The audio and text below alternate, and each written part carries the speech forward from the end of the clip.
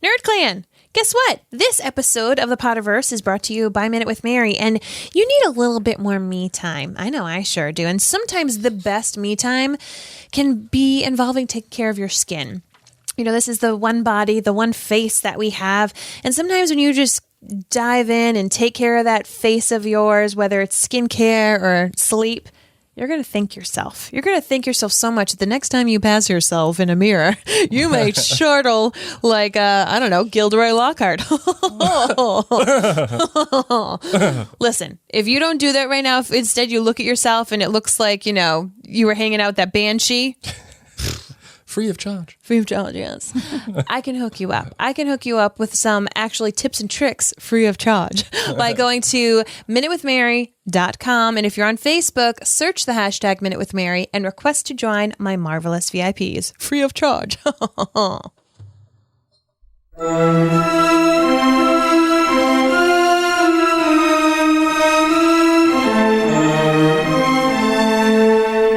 From Providence, Rhode Island, welcome to the Potterverse. It's a podcast dedicated to the book and film universe of Harry Potter. So grab your favorite wands and time turners, and let's step into the night and pursue that flighty temptress adventure.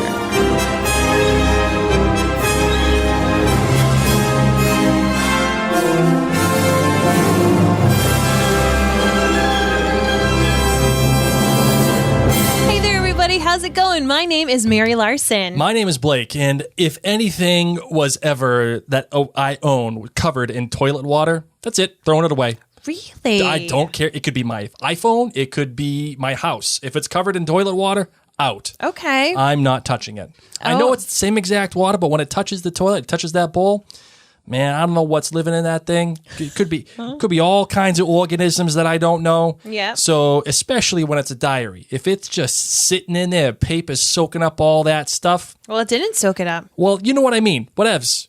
It was around it. Things can jump on it. I don't know what's in there. Listen, I'm out. I'm out on toilet water paper.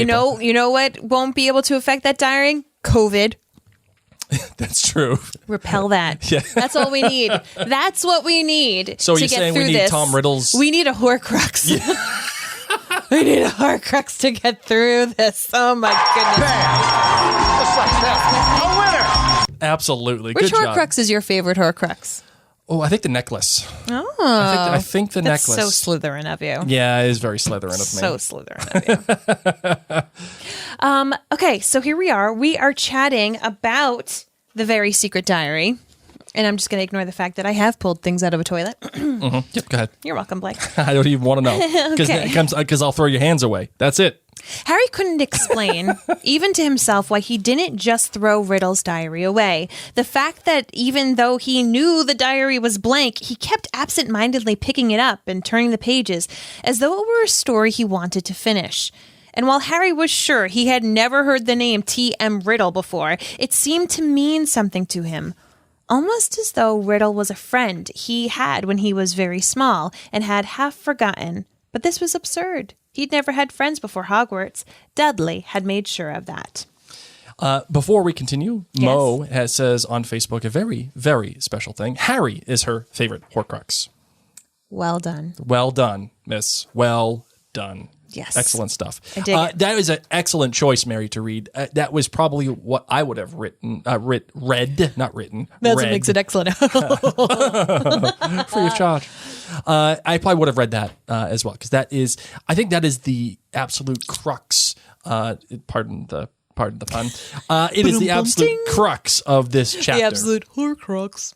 And I think it is perfectly on point with what we are going to be discussing quite a bit today, as a matter of fact. I concur. If I have any say in what we're doing today, I think that's what we're going to be talking about. Now listen, everybody, we're about to get this Potter Party started, but just in case you couldn't get enough, Mary and Blake, we've got a load of other podcasts for you to check out, and we have to make sure that you know about our This Is Us podcast. It's called This Is Us 2, because This Is Us starts back up on NBC later this month. We're so excited. We actually were talking with one of the editors today about how the process is going and how excited we are for everything. So just know that we've got a slew of other podcasts, whether it's Game of Thrones, Gilmore Girls, Outlander, This Is Us Too, This Is Us, The Leftovers. We've got a ton of them. You can head on over to maryandblake.com.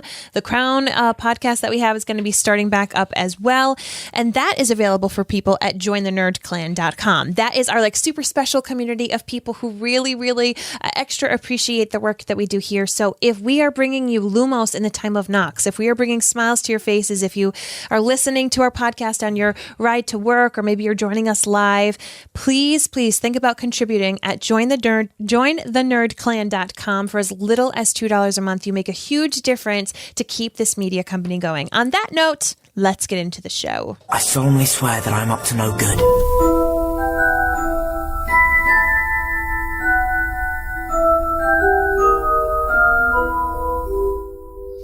Oh, Blake.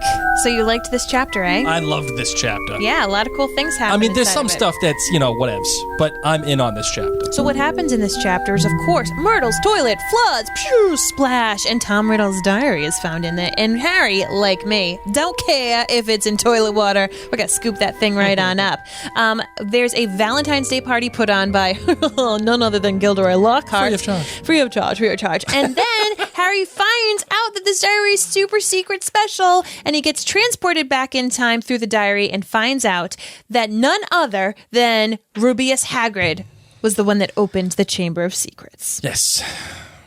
Another fantastic red herring, by the way, in this book. Red herrings would be everywhere in this book. And that is another indication on why and how the author has certainly become more confident in her writing. Mm-hmm. Obviously she planned the whole book out prior to writing it. That is clear. But the fact is that she's able to put these things in here, and she's able to lead you down paths, yet still retain the truth of what actually happened within her structure. Writing a story must be so hard. I could not do it. I mean, I love critiquing them. I'm all about that life, but writing one, unless I'm probably like collaborating with somebody, I don't think I could do it. I know. It's a lot. It's a lot to handle. So this, of course, happens between Christmas and Valentine's Day, which I just love in Harry Potter books, how like major events are often wrapped around holidays. It just, you want to be in that great hall. You want to be enjoying the festivities and doing all the fun things. So let's just take a moment. Well, actually, I do want to take one moment before we continue. Yeah. Kristen here on Facebook says, longtime listener who rarely gets to watch live, wanted to mention, though, that she met a guy who hadn't read Harry Potter. I told him that just wouldn't work. So he's just started reading The Philosopher's Stone. Oh, nice job. It sounds like somebody I know. Sounds like me. I was like, this is a make or break. She told me that. She said, "No, you're nice and all. That you're great, but if you haven't read Harry Potter, that's it. Yeah, true story. We ain't doing this." True story. That is a very true story. All right, so continue, my dear. Oh no, I mean, I'm pulling up my notes. I actually took notes today through my Apple Watch. I was like, "Hey Siri, remind me that Ron had knowledge of bad books." Nerd! Hey Siri. Oh, she's listening again. How did Malfoy know that the Valentine was from Ginny? Yeah, good one. Good I one. know. All good stuff. Okay, so let's just... Yeah, where do you want to begin? I just want to have fun. Let's have a joyous moment. All right, can we talk about then... Oh, no, I'm sorry. You're right. You're right. Go ahead. No, you're right. Valentine's Day. Okay. I just thought you would like it because it's a little lighthearted and it's your BFF. Your two BFFs from this universe are in the Valentine's Day party area. I just thought it would be fun for us to like chill in that for a moment. That Gilderoy Lockhart noticed that people were a wee bit glum, because kids are pretty much dying. He puts on a Valentine's Day party and thanks the 49 people who've already sent him a Valentine's Day card. And of course, he's the one who thinks, well, I mean, obviously, everything that I've done has stopped the attacks. Let's just raise everybody's fun and spirits by throwing a Valentine's Day party. I mean, like, how Gilderoy Lockhart is that? And again, that just goes to show you the kind of writing that the author is doing. The fact that you could say something along the lines of how Gilderoy Lockhart is that, of him throwing a Valentine's Day party, is a perfect example of character over plot, and she has created a fantastic character in Lockhart, and also I would argue later on in this chapter, Tom Riddle. Tom Riddle has some great stuff about him that we will get to in a little bit. Though I must say, Hermione is she's got some problems. Like, she's half cat That's still. what I'm saying. Like, And she's been there for weeks. yeah, she's there for like the better part of a month, right? 2 months. We're now on Valentine's Oh, that's Day. right. Good point. 2 months. Having said that, that means she's missed. Yeah, a month and a half. She's missed a month and a half worth of class. I mean, she hasn't missed it because the boys have been going there every single day after class to bring her work. But she is excited to get back in action. Well, but She we is all staying know on what top happens of to her it. after this. And that is, again, for the better part of the rest of the semester. So is she like JFF? Are they going to have to like redo all this work? What's JFF? Justin Finch Fletchley? Oh, already Or forgot Colin about Creevy? him. Yeah. Like Oh, where's wow, you already forgot about a Hufflepuff. You know where's what? his mention? Just like that. A winner. Where is his mention when we're talking about the hospital room? Like, poor Justin. Where are you? Because Hermione got the cloth draped around her, but you still have Colin and Justin and nearly headless Nick. Yep. Do they get hungry? We just don't know. We don't know. They're just just chilling there. with Miss Norris. Like, are they put in a closet, a broom closet? I don't know where they're put during this time. How about the fact that the mandrakes are growing, and the author makes a point to tell you that they're growing. And not only are they growing, they start to resemble teenagers because they become secretive and they want to like just do nothing, and they're holding and once back. their acne clears up, then we can chop them up and boil them up for the potion. It's going to be great. And it's great to show you that the life in the magical world takes a form of its own, and it continues to do that. We start with the car. The car seemed to take on a form of sentience itself, and now the life cycle of a mandrake is coming through, and they're exhibiting the forms and the style of a teenage human. I just find that fascinating. I know. Of course, Hermione is just smitten by Gilderoy Lockhart, though, as she's in the hospital wing and they're checking on her, and she's got that little card, that get well card, signed by Gilderoy with all of his accolades listed underneath. And what I loved about this is, Ron's constantly after Hermione. He even says, "Is Lockhart the smarmiest bloke you've ever met, or what?" As he and Harry are leaving. He keeps poking fun of Hermione about Gilderoy. And mind you, Ron is spot on. Oh, I mean, yeah, absolutely. Gilderoy is a schmuck. Ron completely sees through it. But also, remember, they're 12. So I think that this is the beginning of the jealousy that Ron has, for his feelings for Hermione. Yeah. Because Harry's not the one who's vocalizing this. Like, come on, Hermione. You Yeah. really sleep with that under your pillow. It's Ron who notices. I love how it's written to Miss Granger, wishing you a speedy recovery from your concerned teacher. Yes. Professor Gilderoy Lockhart, Order of Merlin, 3rd class, honorary member of the Dark Force Defense League, and 5 times winner of Which Weekly's Most Charming Smile Award.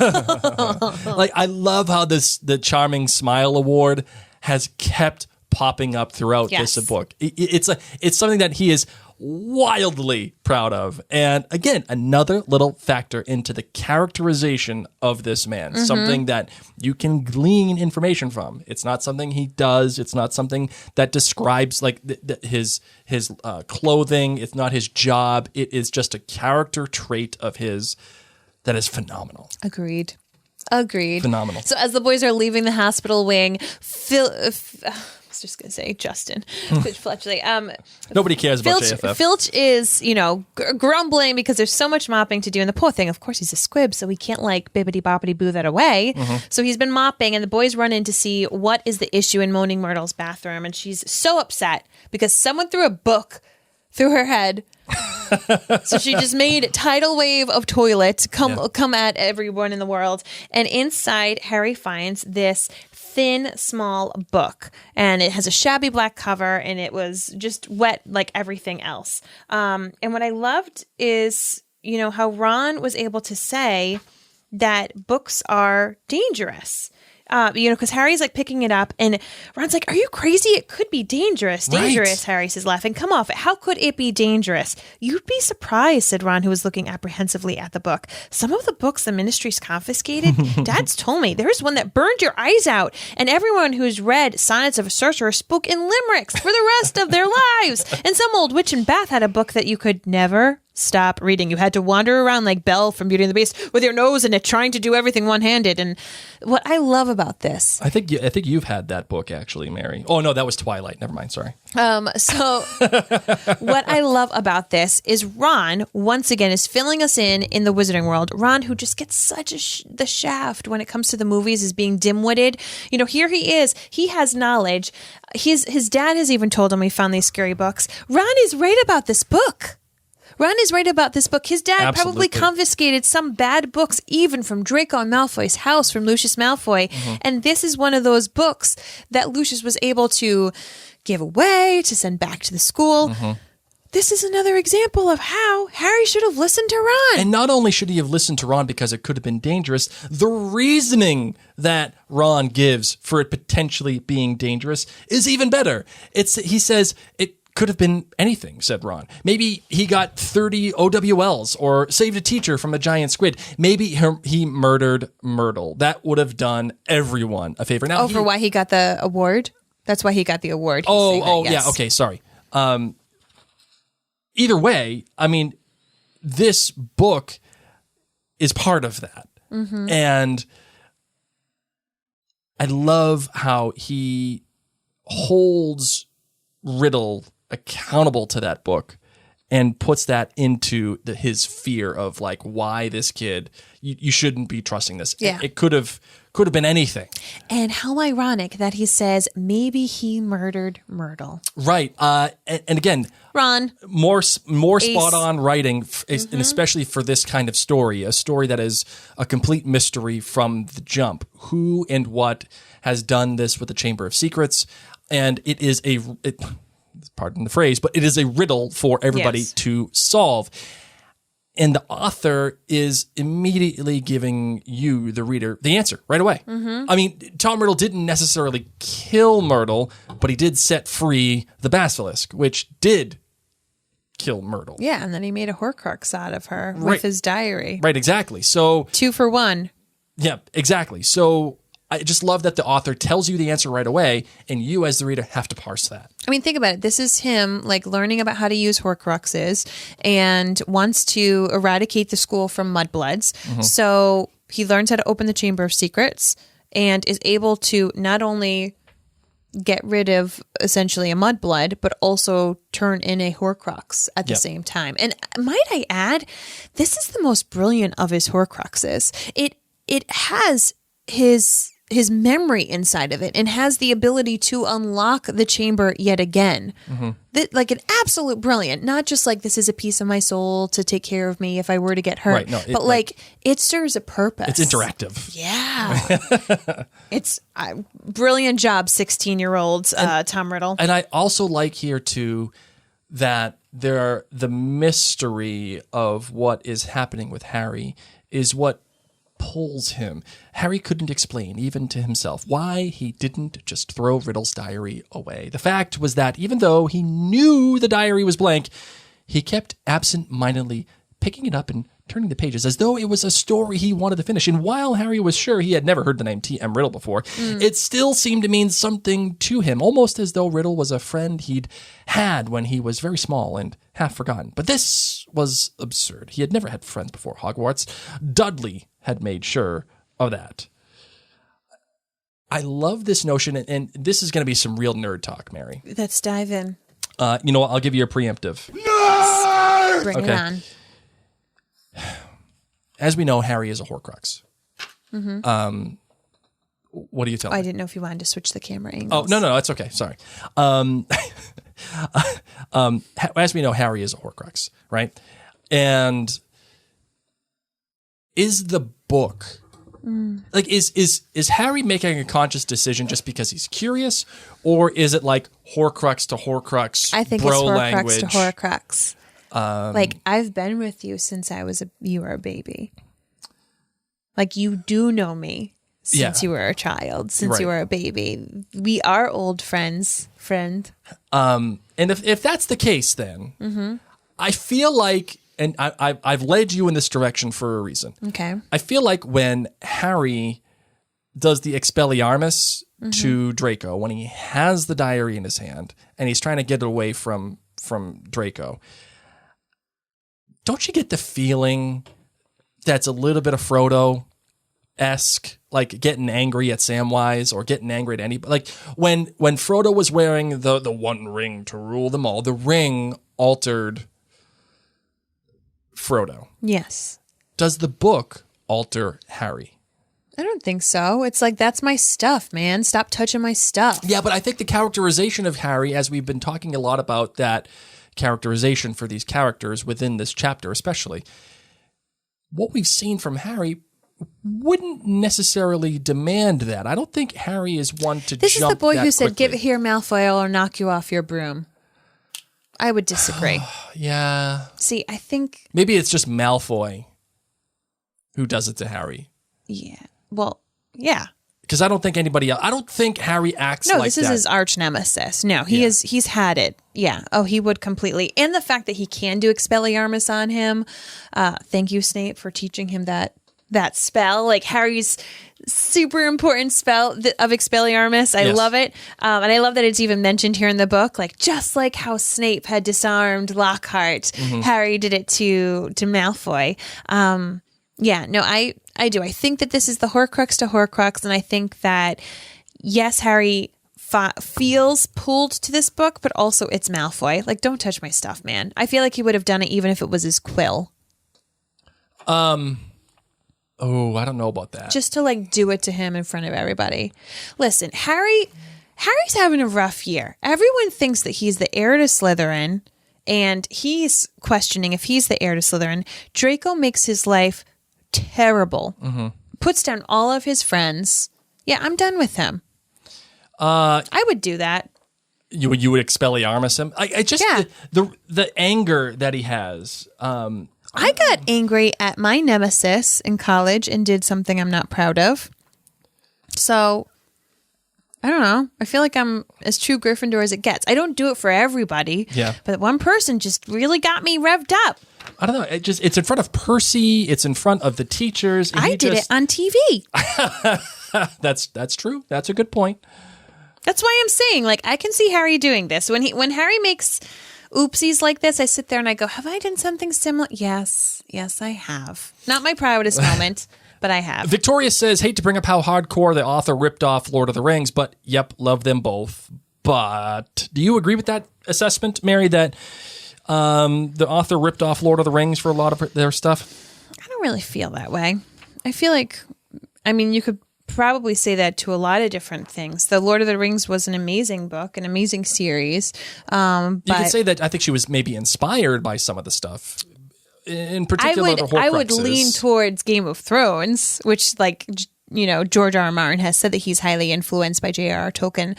But I don't know. I don't feel that way for the Potter series. Personally, I don't. No, fair enough. Absolutely. Okay, so Valentine's Day. Yes.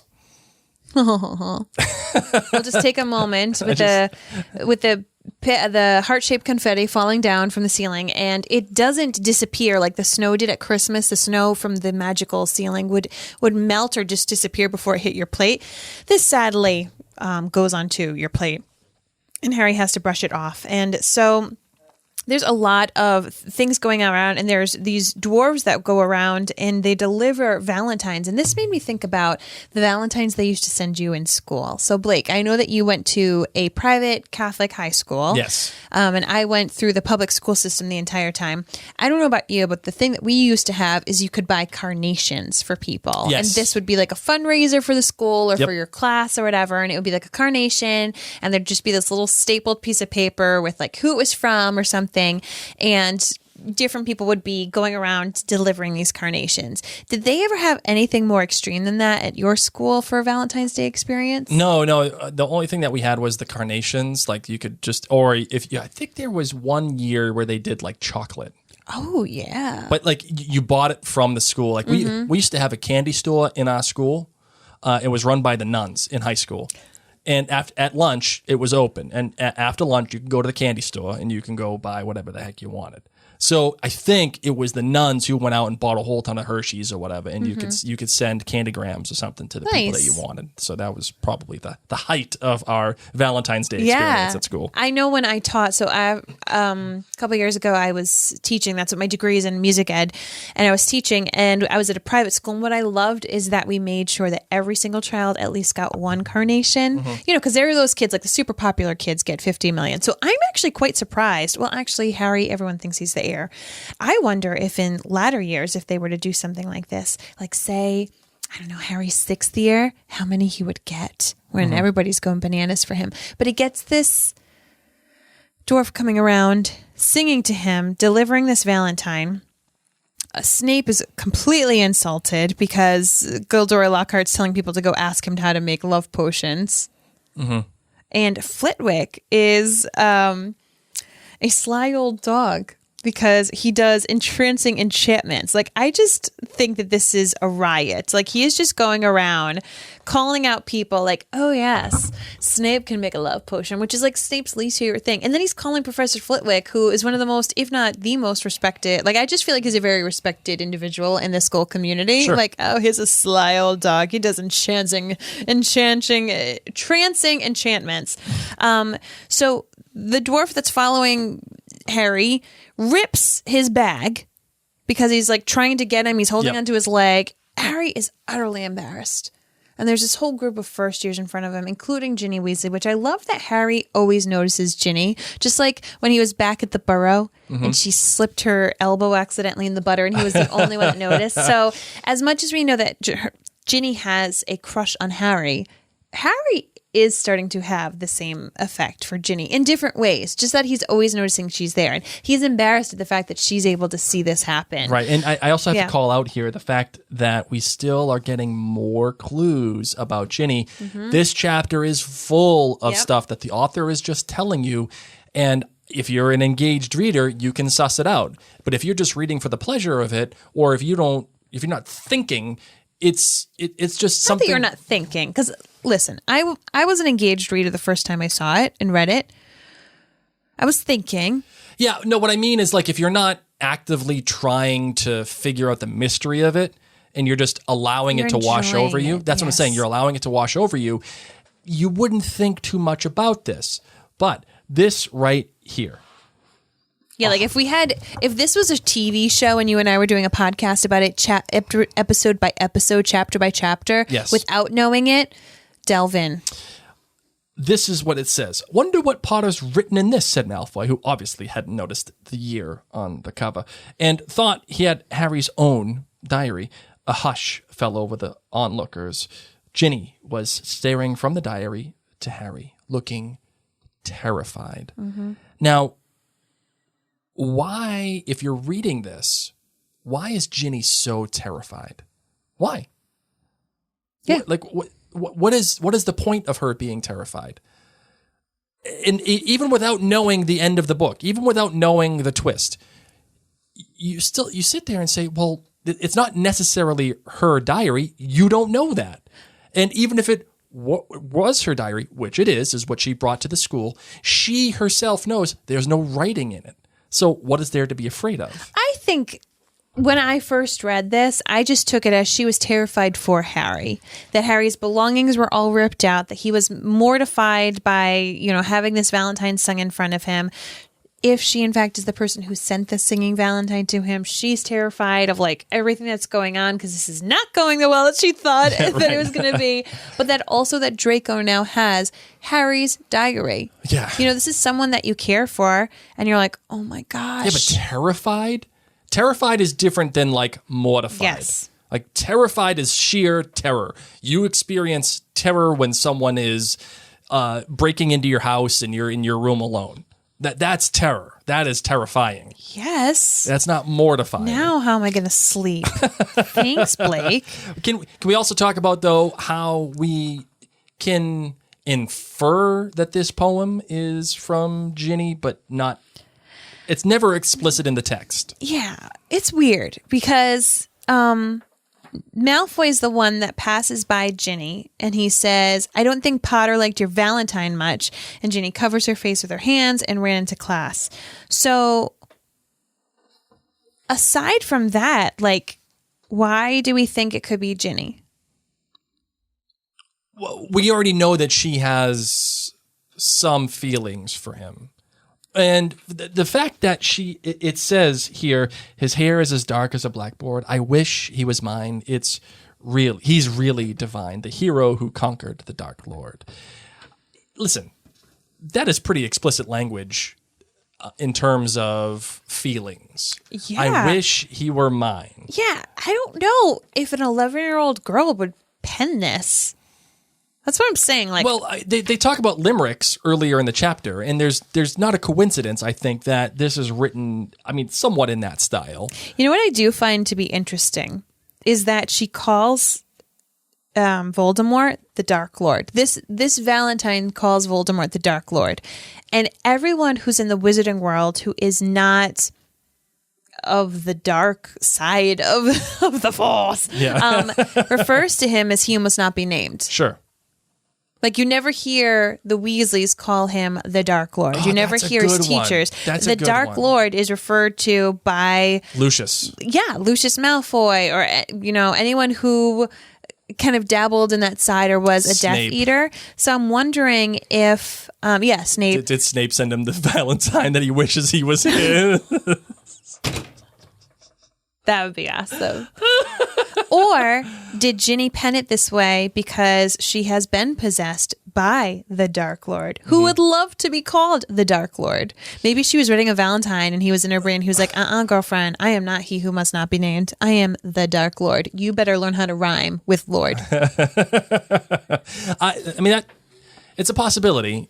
There's a possibility. But either way, I think it still shows the fact that Ginny is overtaken by Voldemort, yet she still retains part of herself. She's still fighting she's it off. gotten rid of the book, so she shouldn't be possessed anymore. I'm just saying I find the word Dark Lord quite interesting. I find that interesting, too. I find that is a very descriptive word. Again, if you're reading with intent, yes, and you're breaking it down bit by bit, that would suggest that it may not be her, though, because she may have been possessed by him when she wrote it.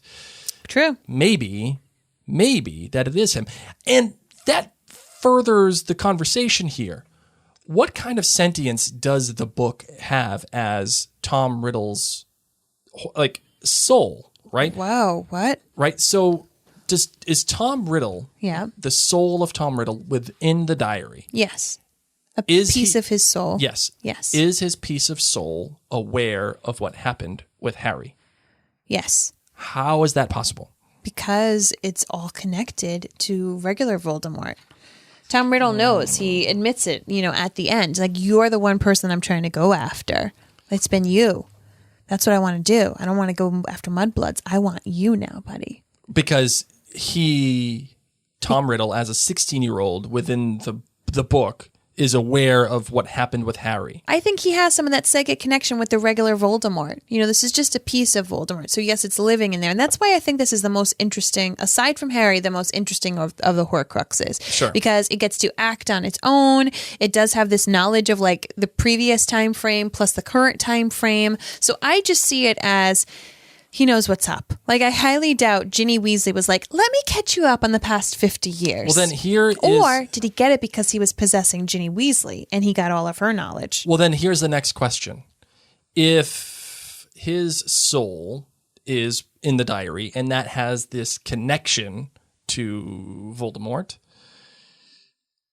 and Voldemort is aware of Harry being who he is within the diary because of the connection, why then does Voldemort not know that Harry is a Horcrux?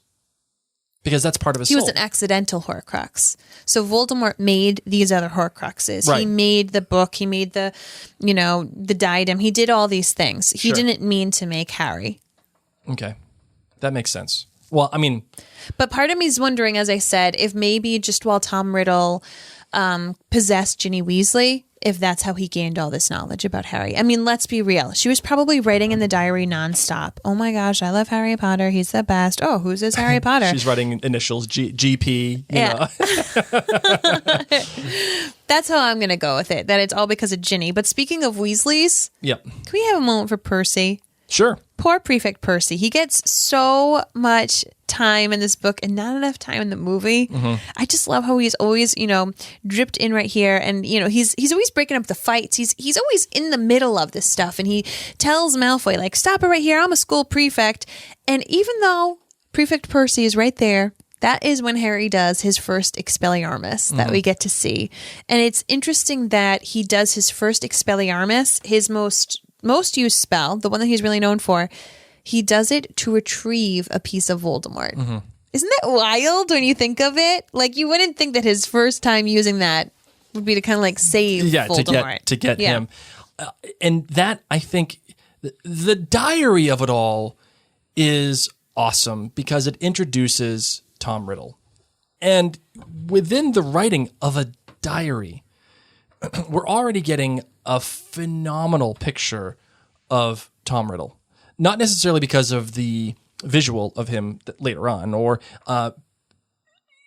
even the experience that Harry has with the book itself. Because the book is pretty creepy, I think. The book itself is nondescript. It has there's nothing special about it. I feel like the author wants you to overlook the diary. It's important. It is. But there's nothing. It reminds me of the cup of the carpenter in Indiana Jones and the Last Crusade. It's not this big gold. It's not this big ornate thing. It's just this random diary that has a smudged name and a year on it, and that's it. That's the end of it. But it's not. I know. And do you think the author did that purposely to make you think that the diary is important, but it ain't that important? Well, and I think Harry needs to be alone when he really gets to the bottom of this diary. And I think that's what's it. He has it with his classmates. He has it in the halls, but he really needs some alone time when he realizes that the ink doesn't penetrate this diary. And when it does, he of course begins to have this conversation with Tom Riddle. Yes. And it brings him, I love the description of like him bringing the date to his face, and then he feels like he's tilting and going inside.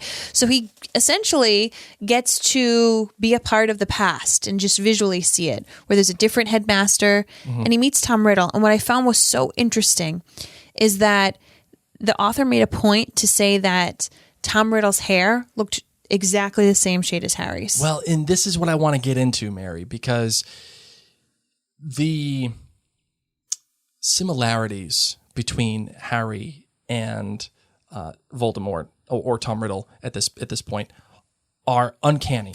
Correct. And I want to take this leap. I can't wait to take this leap. Do it. But there's one thing I have to call out before we get there. Is it summer holidays? No, not at all. It is. I love how the author says, oozing back out of the page in his very own ink came the words Harry had never written. Hello, Harry Potter. My name is Tom Riddle. How did you come by my diary?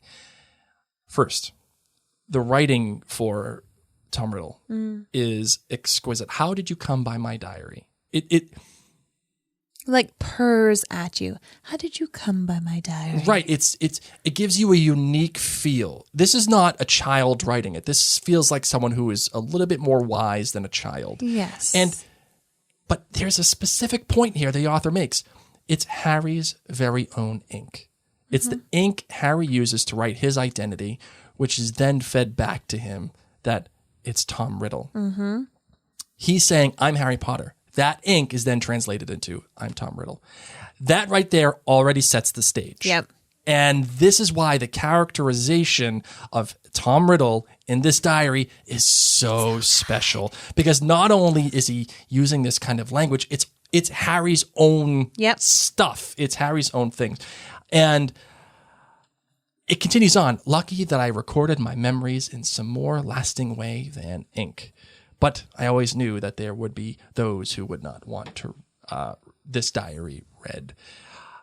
This, again, we have some more eloquent speech here, but it leads to the next portion, which is, what do you mean? Harry says. I mean that this diary holds the memories of terrible things, things which were covered up, things which happened at the Hogwarts School of Witchcraft and Wizardry. Immediately, we get a sense that Voldemort knows exactly what Harry wants. And this is why I asked you about the sentience of the book and the Horcrux itself. Is Voldemort playing to Harry's curiosity specifically? Is that with purpose? Is that with intent? What do you think? Yes. Okay, why? Because he knows that Harry's a Gryffindor and that Harry's searching for this. Who knows how much Ginny has already told him. But I think, he needs to lure Harry. He needs to gain his trust. But knowing that Harry is a brave Gryffindor, he knows that he would want to find out the answer to this. And he needs to gain his trust by giving him a culprit. Mm-hmm. Yeah, I jokingly said, the black hair and the summer holiday. So that's why we see Tom in this headmaster area asking him, can I please stay in Hogwarts for the summer? I don't want to go back. I don't want to go back to the Muggle orphanage. And it's very important to hear that because Harry most likely does not want to go back to his Muggle family, to his terrible aunt and uncle. And that's what Voldemort, aka Tom Riddle, is saying. He's like, it's a terrible place. I don't want to go there, please. And just the chapter before at Christmas, when the Dursleys sent a toothpick, they asked, can you please stay at Hogwarts for the summer holiday? Sure. So I think it was a really neat mirror. Absolutely. That just the chapter before, it's reminding you this Muggle family, which doesn't feel like family, doesn't want you here for the summer, and how Harry would truly probably love to be there for the summer holiday as well. Right. And not only that, Mary, there are so many more similarities that we get into this antagonist versus protagonist relationship. We've talked about so many times on many different podcasts. The relationship between antagonist and protagonist can be very easily mixed up with a warm, loving relationship, one that is shared between two lovers. Now, I'm not suggesting that Harry and whatever, but what I'm saying is the relationship there is, as you said, is a mirror. And Voldemort didn't like the Muggles that he lived with. He felt special. He was an orphan. He looks like Harry. Riddle was a half-blood when he was orphaned. And here's a great example of how these two are really alike. Mm-hmm. Riddle didn't trust the headmaster. And when the headmaster was asking him, hey, Tom, do you know about this stuff? Do you know about the Chamber of Secrets?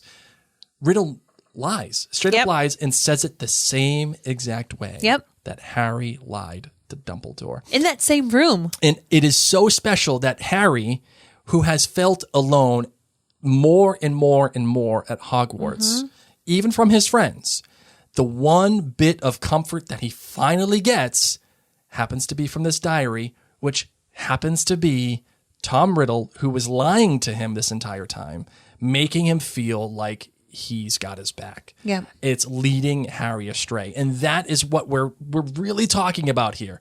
These two are absolutely mirrors for each other. They're doing things for each other. They're making each other, or at least Tom Riddle's making Harry make choices that will alter him specifically and change Harry for the better eventually. And they kind of want the same thing. They kind of want their identity. They want to find themselves. Yeah. And they want their life. And they're going about it two completely different ways. I find that so spectacular. And that is why the characterization here is so great, because you can delineate all of that just from this diary. Deep chapter, man. Yeah, sorry. No, I'm just saying it is such a deep chapter. And then, of course, Tom goes and he stops for a moment at the stairs. And this is what's really cool, is that we, as the reader, know Tom Riddle is thinking, okay, I want to stay at Hogwarts. I do not want to go back to the orphanage. I'm the one that opened the Chamber of Secrets. But they need to find out who did it to make sure that this school can be safe, or else who even knows, the school itself could be shut down. I can't have that happen. This is my one place of refuge. So he goes and puts the blame on Hagrid. Of course, this is really cool. We get to meet teenage Rubius Hagrid, who has this pet spider who we later on meet as Aragog. And Hagrid's telling him, like, no, he wouldn't do this. It's not his fault. And luckily, Aragog escapes. I find it quite interesting. So here's the Slytherin who knew the secret of Hagrid. And is it because Hagrid was like keeping this spider down in the dungeons near the Slytherin rooms? I don't know how this relationship happened between Snape and Voldemort. I'm going to say Hagrid and Voldemort. Yep. And I find it quite interesting that Hagrid isn't more bitter against Voldemort and Tom Riddle. Well, I think it's just because he's just terrified. Like, I see bitterness, but I still sense real fear. Like, here's the thing. If you had a run-in with someone terrible and terribly famous, I feel like when that person's name would come up in conversation, you'd be like, yeah, guess what? Guess what he did to me? Right. Even if it's, or flip side, if it's someone famous that's good. You know what I mean? Like if you had dinner and, you know, Mandy Moore sat next to you and was like, oh my gosh, that's our for nerds. Love that shirt. You know, anytime someone's like, oh, Mandy Moore, you'd be like, yeah, I can't believe she saw my shirt and liked it. So kind of like when Carrie Coon was talking to us and she's like, you're the guys who called me Honey Badger? Yes. And we were like, oh my God, you know about Honey Badger? Yes. That was in our Leftovers podcast, ladies and gents. Exactly. So it is weird to me that Hagrid never really references, here or really in any of the books, much about his personal interactions with Tom Riddle in school. So I just needed to get that off my chest. One thing I have a question for you on, Mary, is we know that the scene here between Riddle and Hagrid is essentially fabricated. From later on, I think in the book or in the, at least in the movie, we find out that it's somewhat fabricated. Because it's purely based on Riddle's memory. It's purely based on his interpretation of events, and he can manipulate that interpretation of events to suit his narrative, right? But as we read this, are we, the reader, supposed to really believe that Hagrid was the one who opened the Chamber of Secrets? I mean, here it is.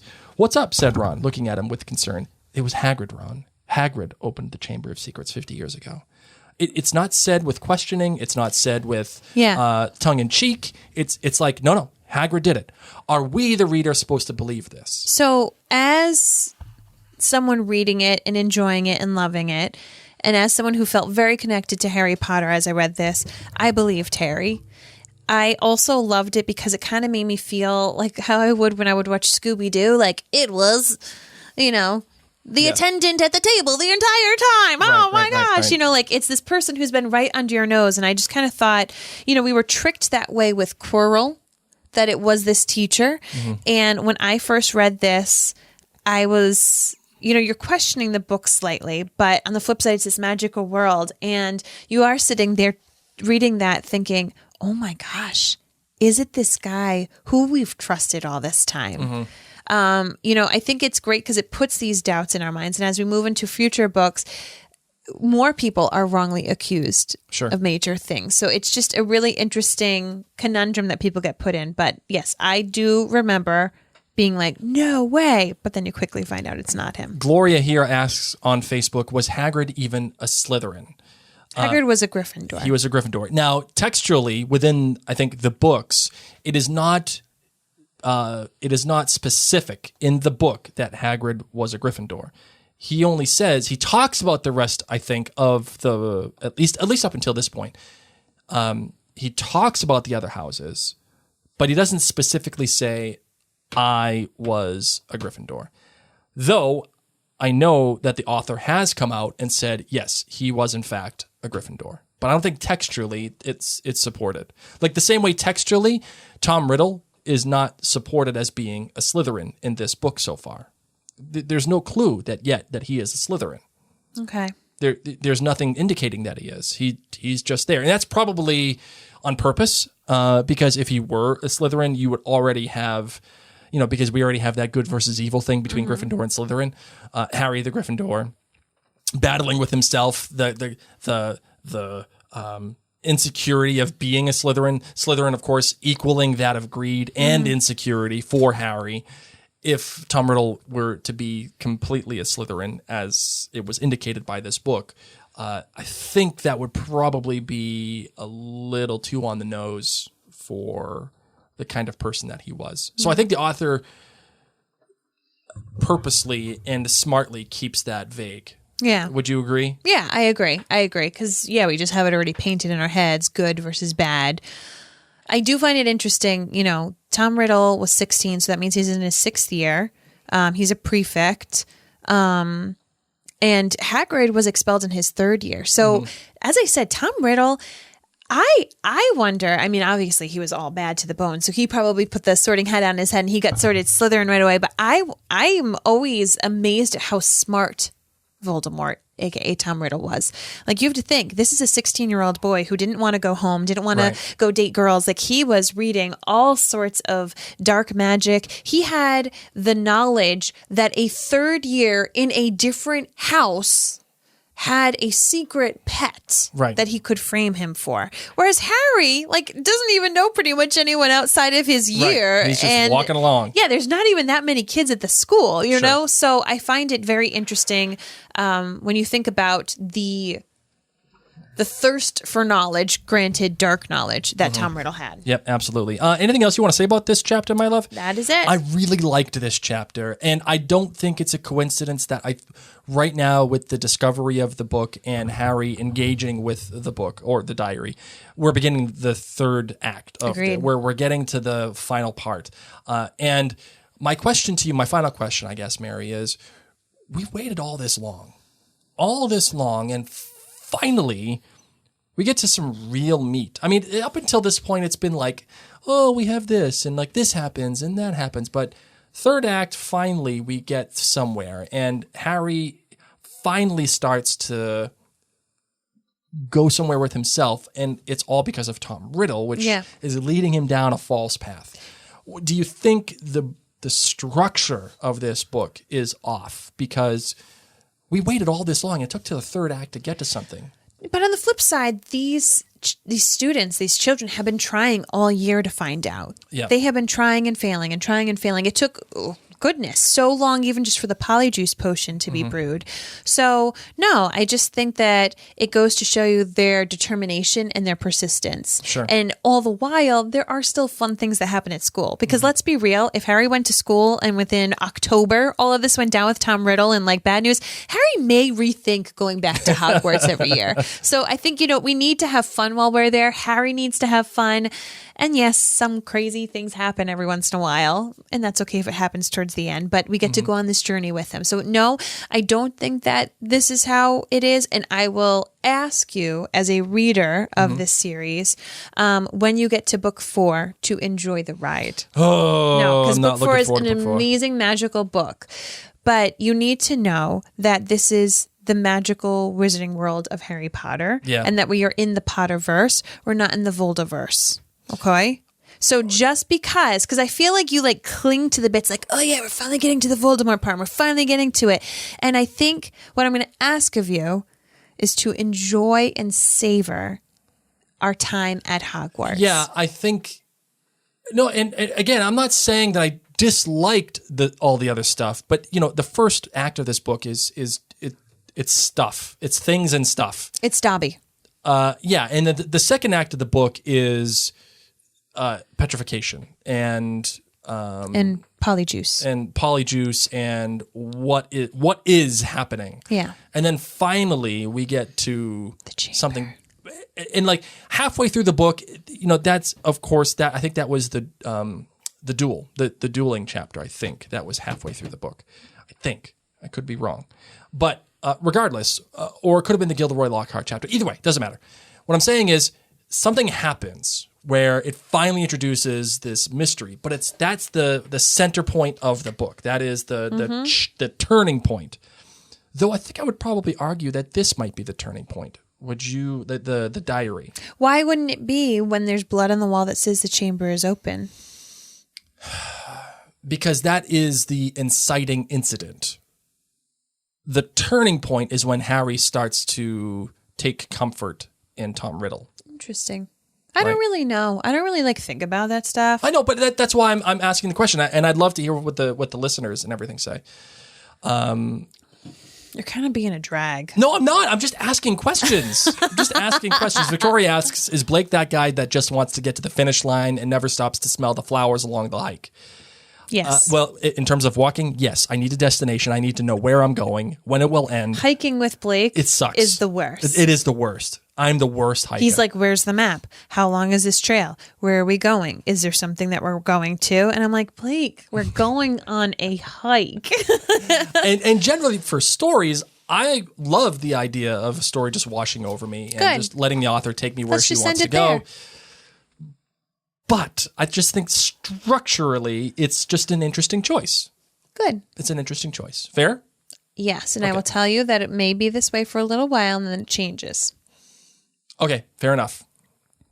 All right. You want to do the different perspective, my darling? Sure. Actually, it is your turn to do different perspective. I didn't know we were even taking turns. Well, we have been for the past number of episodes. Oh. All right. Well, anyway, just wanted to let you know, guys, that the different perspective, it's part of the show, and the show is all thanks to you, the Nerd Clan, and hashtag Nerd Clan. We love you so much. So please, if you find any joy in what we do and any value in what we do, become an official member of our Nerd Clan. Go to jointhenerdclan.com where you get tons of cool benefits like free swag, really cool extra podcast episodes, extra little bits of insider information that happens here at Mary and Blake Media, personal looks at Mary and I, and all really cool bits that everybody else, the official members, that who are not official members do not get. So thank you so much. Go to jointhenerdclan.com. Become an official member. Get tons of extra and awesome benefits. You ready, Marvin? Yes. Let's do it. Holy cricket! You're Harry Potter! I'm Hermione Granger. And you are? I'm Percy Weasley. Oh, okay. All right, what do you got? I'm a prefect. Okay. What's up, Percy? Listen, I've got a lot of You know what, siblings. Percy? First of all, you're a little uptight. You shouldn't be out of bed right now. Okay? I've got a lot of siblings.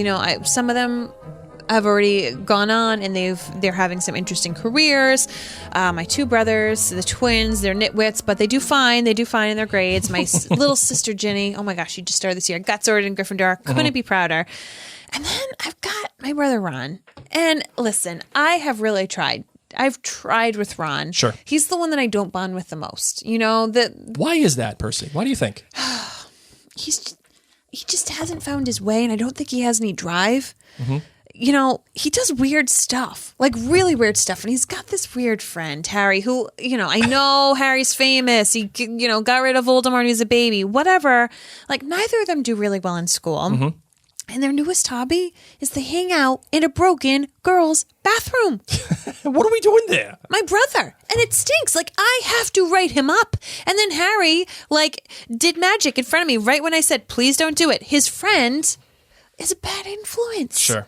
And I don't know if I should tell my mom. And I hate to say it, but I think my sister's kind of got a crush on this Harry kid. And he might be the heir to Slytherin.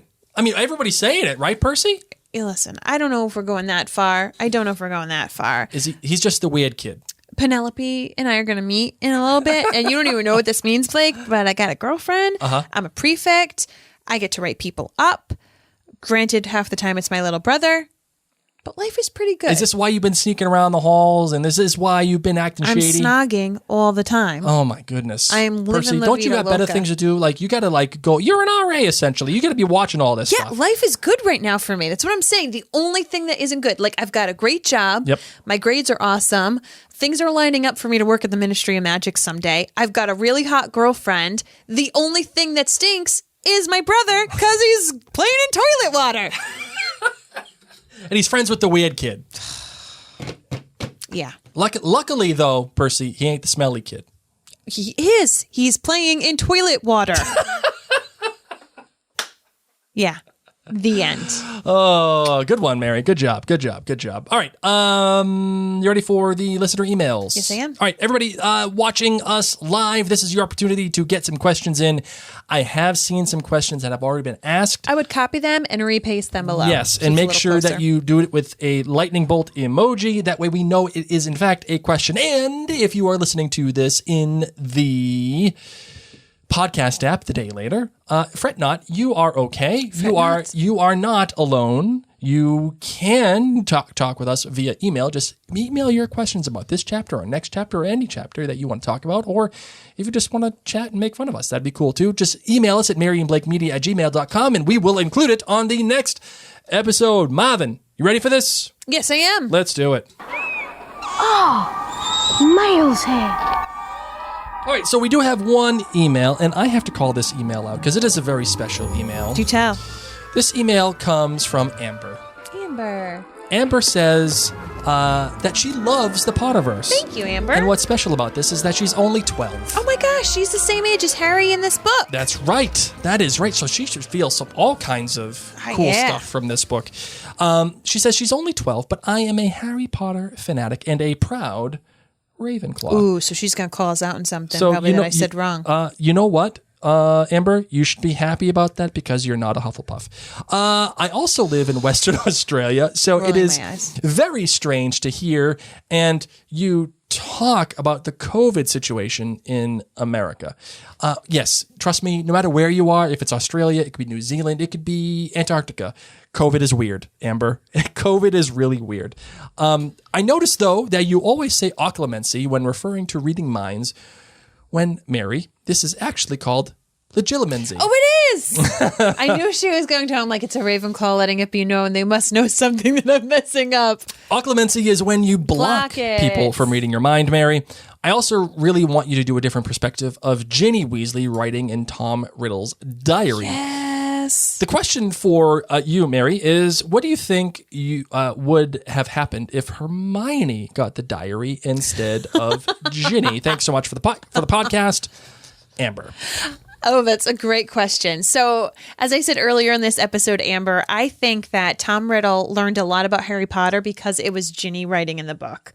I think that when Lucius Malfoy sent the book into school, it was really to open up the Chamber of Secrets and to destroy all the mudbloods there. As Dobby says, like, it's not necessarily particularly dangerous for Harry, but it's a dangerous place to be, and he doesn't want Harry there. So Lucius isn't sending the book in to kill Harry. He's sending it in so that Voldemort's wish comes true and the mudbloods are gone. Sure. So I think that had it been given to Hermione, he probably would be sick and tired about hearing about Gilderoy Lockhart and would be like, whatever, can you please just come to the bathroom and open it?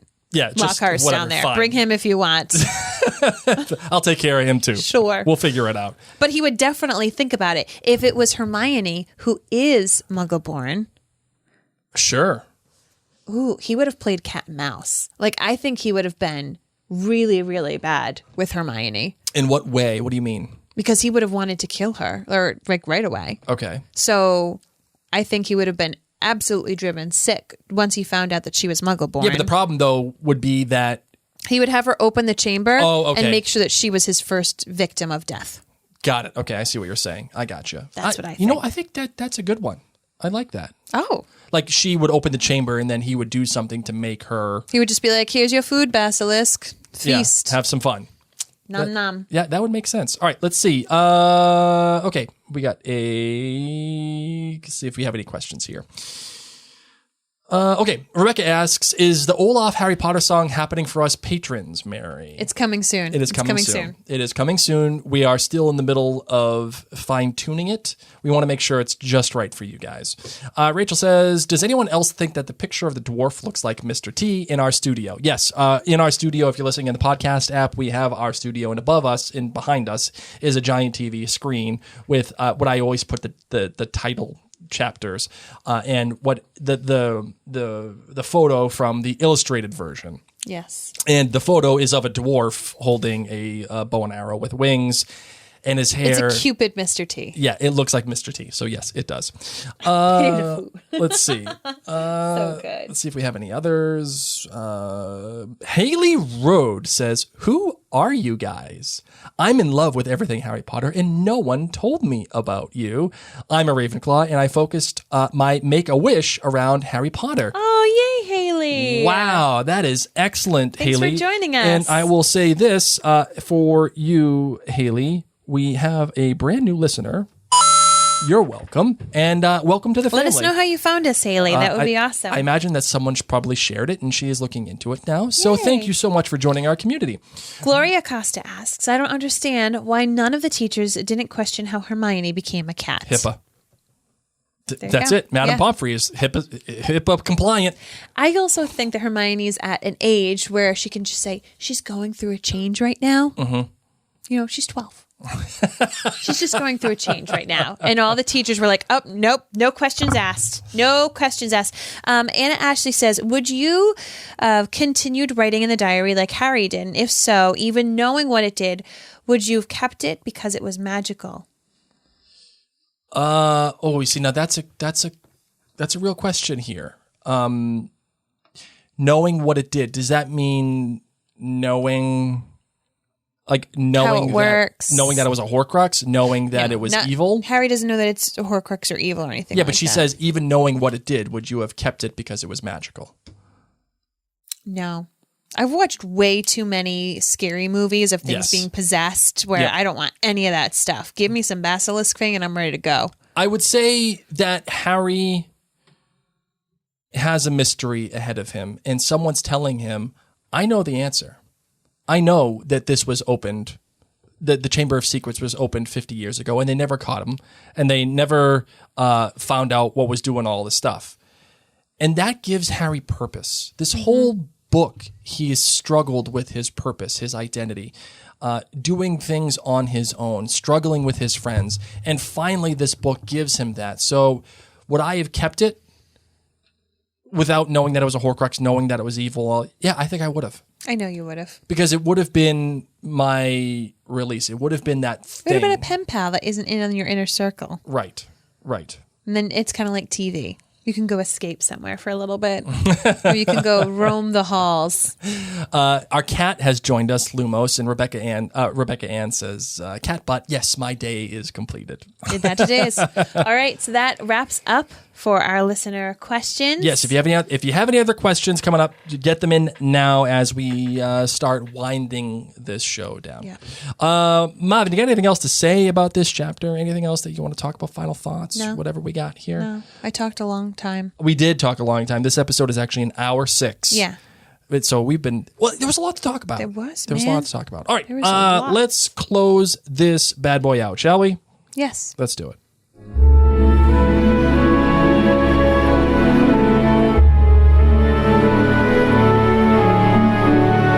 As always, sharing is caring. If this podcast brought you joy, please share it with a friend.